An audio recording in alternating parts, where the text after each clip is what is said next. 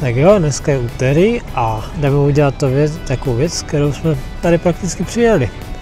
Uvidíte to a sám jsem na to absolutně zvědavý, jak to všechno dopadne a tak. Teďka právě čekáme na autobus, který by měl snad jet tady téhle stanice.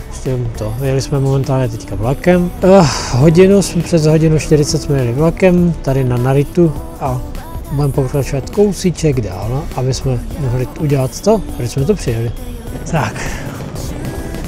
A vypadá to, že už jsme tady. Já už vidím ten náš.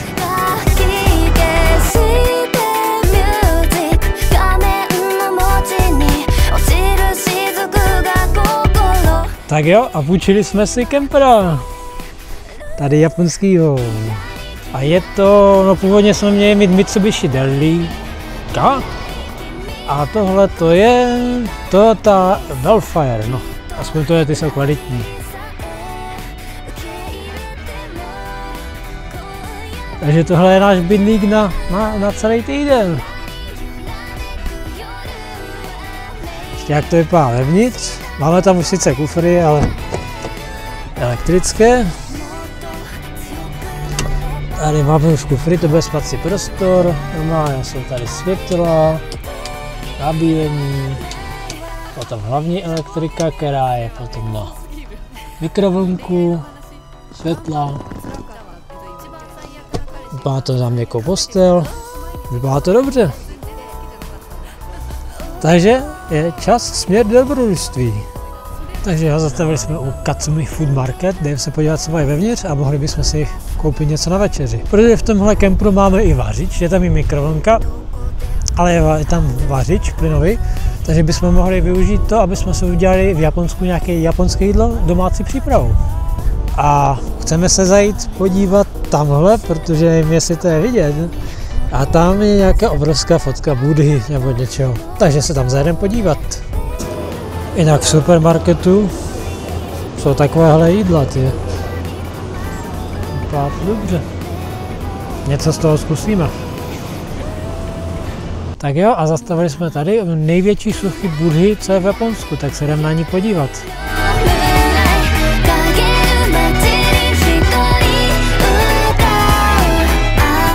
Ishuku Daiboku je nejvyšší bronzová socha Budhy na světě a je zapsána v Guinnessově knize rekordů. Do své výšky 120 metrů. Socha je pokryta 6 mm silnými pláty bronzu. Celkových je 6000.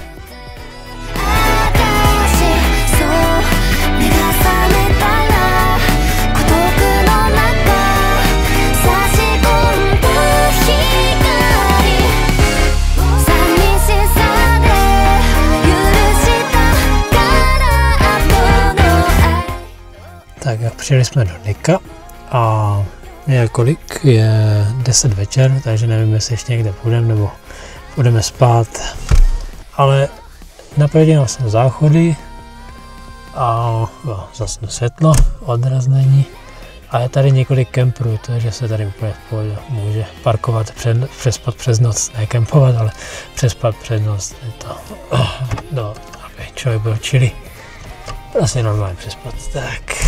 No a zítra se podíváme na Nikko, jsou tady vlastně ten národní park, podíváme se na památky a možná si víc už ukážeme z toho auta, dneska jsem nemluvnej, protože jsem se potřeboval soustředit na cestu, protože poprvé vlastně řídím vlevo, takže první kilometry byly zajímavé, ale už jsem se tak nějak zvykl. Ještě jsem si nezvykl na to, že páčka směrovek je napravo a ne nalevo, takže občas v křižovatce, jak prostě odbočuju do leva, tak automaticky už šáhnu po tom, jak na směrovku, že na blinker doleva, no a zapnu stěrače, že? Takže to ještě chvilku bude trvat. A tak, to si člověk zvykne po pár kilometrech. Tak jo, tak se uvidíme až zítra.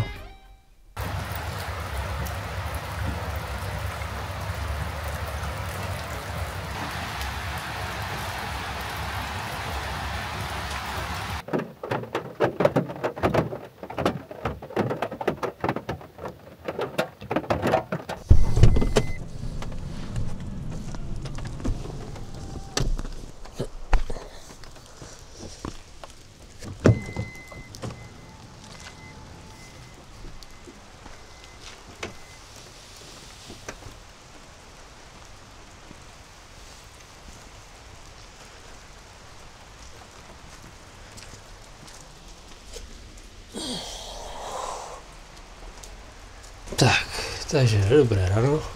Vypadá to, že tady v Nikko bude pršet. Jsem se díval na počasí, tak měl pršet až do pátku. Deštivý Japonsko, zase něco nového. Takže jo, jdeme se tady podívat na sochy v kam na Fuji, které by to měly být takové ozdobené sochy, jakože šátky mají a tak. A co je tady u turistického průvodce, co tu píšou, tak pozor na pijavice, tak doufám, že mi se na mě žádná nepřislaje a že mi nebude cucat krev.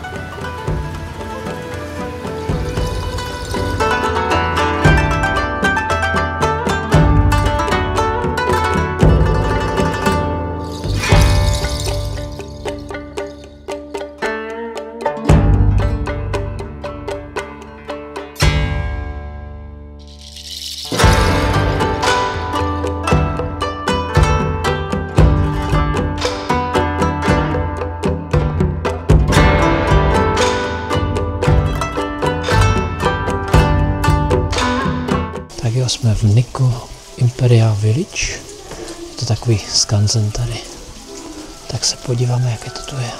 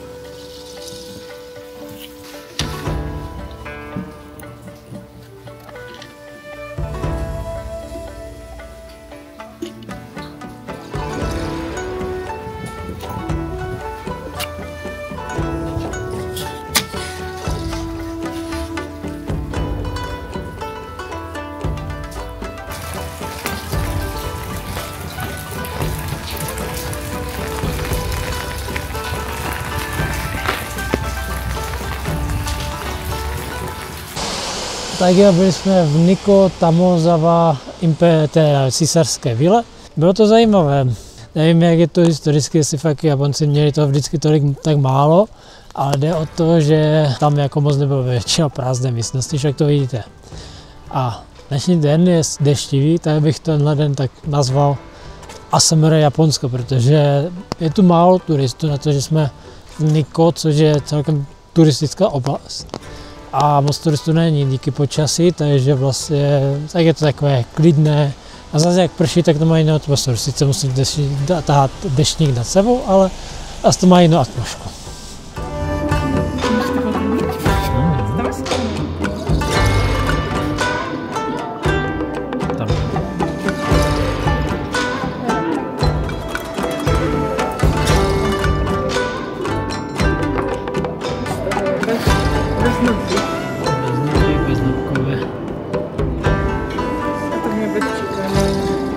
restauraci, já jsem měl Uhoře. Uhoř byl dobrý, Marta měla, co jste měla? Kuřecí maso s houbama z rýží, protože to bylo bez lepku. Plus jsme k tomu měli polívku a platili jsme 4441, což je náš asi 692 korun. Jo, ta restaurace vevnitř vypadá těžce retro, jo, takové 80 let styl, ale té doby to nikdo nerekonstruoval, ale jídlo bylo dobré.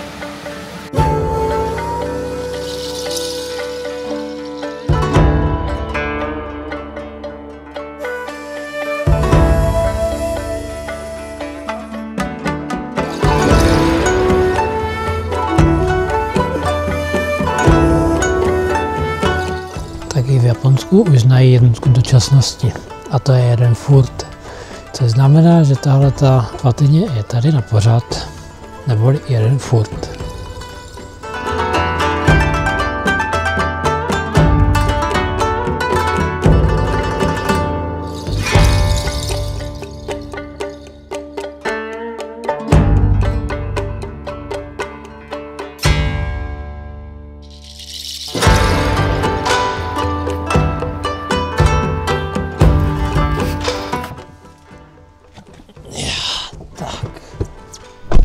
Tak, Niko máme za náma, teďka ještě tady v autě pojíme, dáme si nějakou rychlou véču a pak pojedeme směr Prefektura Gudna. Tam budeme zítra. Pro fanoušky jednoho japonského anime o drifterech to určitě bude známé místo.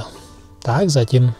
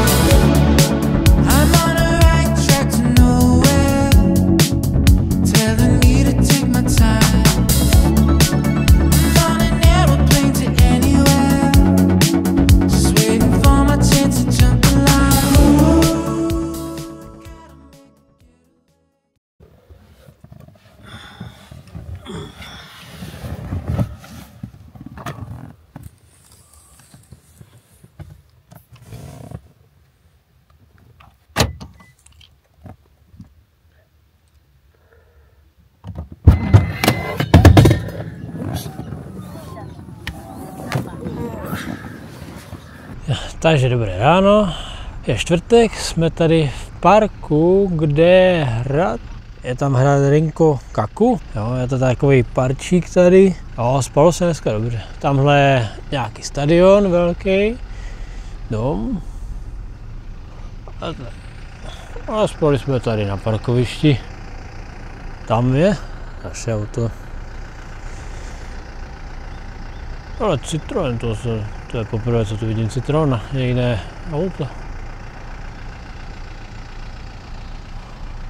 No a teďka posnídáme, jenom to, co jsme si nakoupili v 7-Eleven. Mají tam dobré věci, takže taková rychlá snídaně se někde nezastavím, protože dneska je velký plán. Pojedeme k hoře Haruna, kde je jedna věc z anime, kterou chci vidět, a pak se posuneme do Nagana, protože jde o to, že tady jsou nízké rychlostní limity a prostě to přesouvání někam trvá strašně dlouho. Jedete celou dobu 50, většinou 40-50 a prostě to třeba 100 km to trvá 2 hodiny. Jo. To, co u nás by bylo za hoďku, tak tady je prostě za 2 hodiny, to je prostě moc. Takže se dneska musíme přesunout trošku dál, pojedeme k Naganu. Včera jsem ještě si schrupnu 5 minut u 7-Eleven, protože protože jsem byl hodně unavený, já tu jízdu, půl hodinky jízdu už bych nedal, tak jsem 5 minut si schropnul, pak jsme šli nakoupit a pak jsme dojeli tady na tohle místo. Jo, je tady takové upozornění pro hráče jako já, pro hráče Pokémon Go, že nemáš pořád koukat do telefonu, máš dívat kolem sebe a tak. Asi to museli dát, protože asi to bylo šílený. Jsme v zemi, kde Pokémoni vznikly, tak jako čemu se člověk diví, že jo?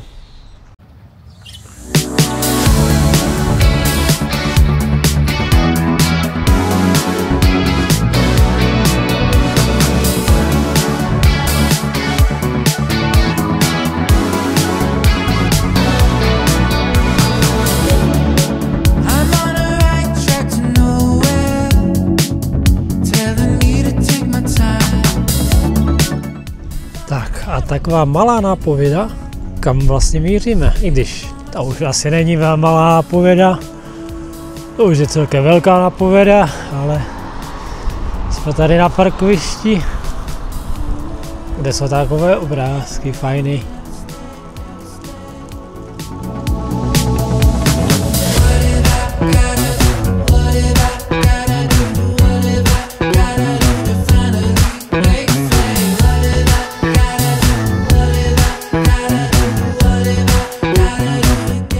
Tak, ještě jsme zastavili, je tady totiž Mizu Savadera Temple, nebo Mizu Savadera chrám, akorát tam nepůjdeme, možná okolí se podíváme a měly by tu být nějaké místní stánky s prodejem, tak se podíváme, co tam mají zajímavosti, možná seženeme nějaké místní ovoce nebo tak něco.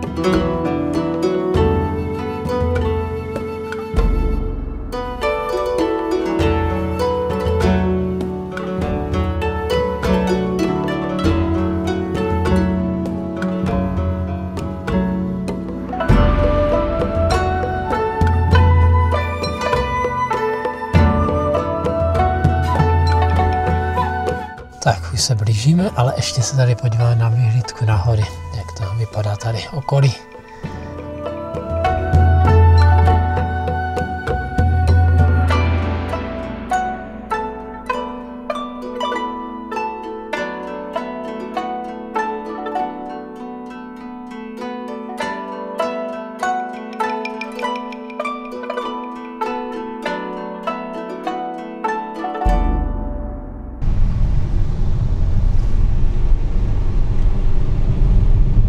Jo, a jsme tady. A pro fanoušky anime asi nemusím připomínat, co to teda je. A zrovna jede nějaký auto, se k tomu hodí. Ano, je to ta slavná cesta z Initial D. Tada! A my jsme tady. A pro ty, co by nevěděli, tak Initial D je pouliční závodní manga série, kterou napsal Shuigi Shinego. A je to vlastně o závodnicích, kteří tady na té hoře driftujou. Je to dobré anime, jsou z toho ty fajné eurobeaty a tak.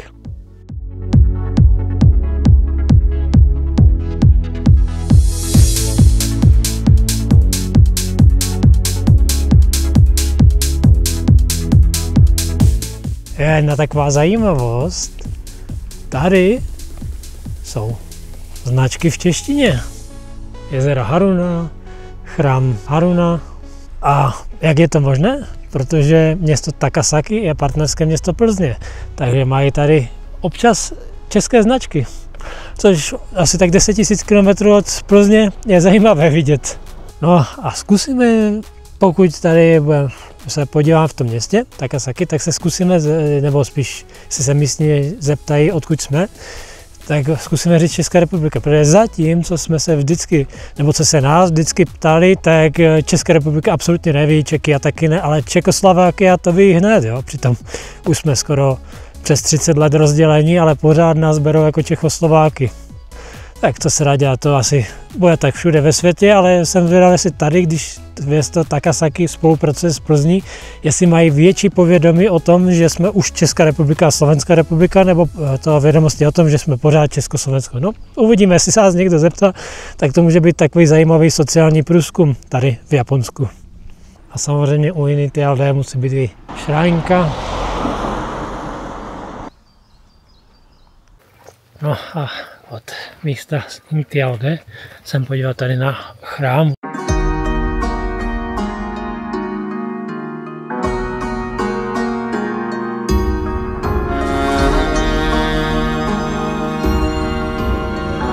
A teďka po těchto žebřících, no, bude to nudná.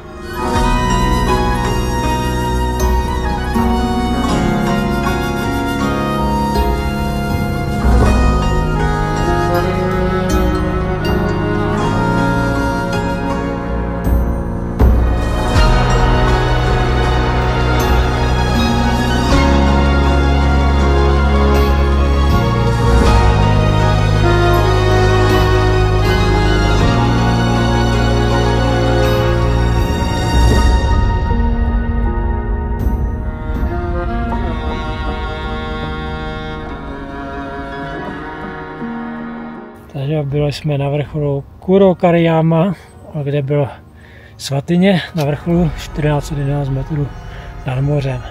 Je to víc než Visá hora, ale tak vycházeli jsme, myslím, z 1000 metrů nebo tak nějak mě zaparkované auto. Takže a teďka jdeme za tou cestou zpátky k autu. A je tady hudební silnice, doufám, že to bude slyšet. Rozjedeme se na 50.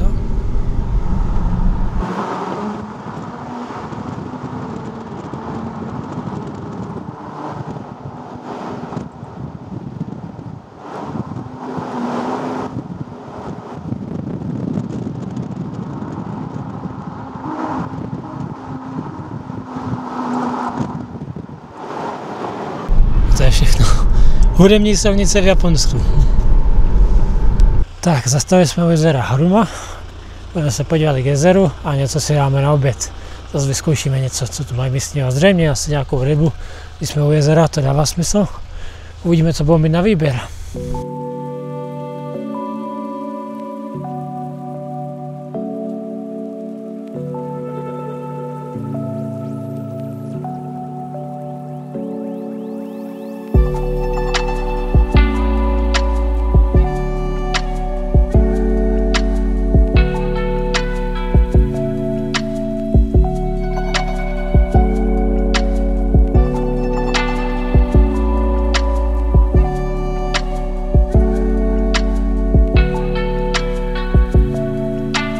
Tak, dal jsem si výborný houbový ramen, byl vynikající.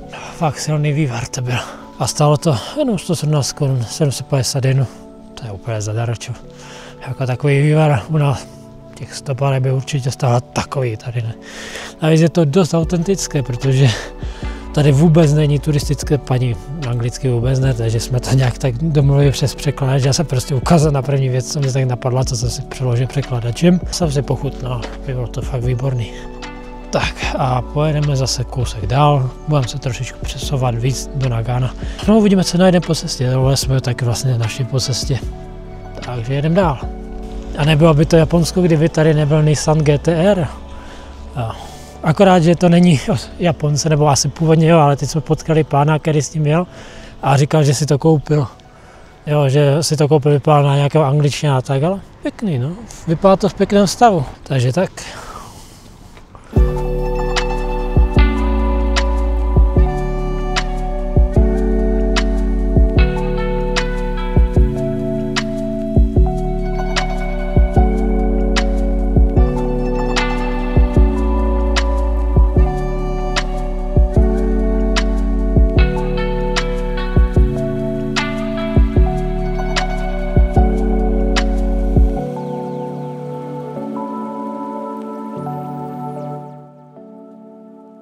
podíváme se na Akatsuma řeku. Vypadá celkem pěkně, se tady podíváme. A ještě tu mají takové obchůdky místní. Tak a koupili jsme si ještě tyhle jabka, abyste měli poměr. Moje ruka.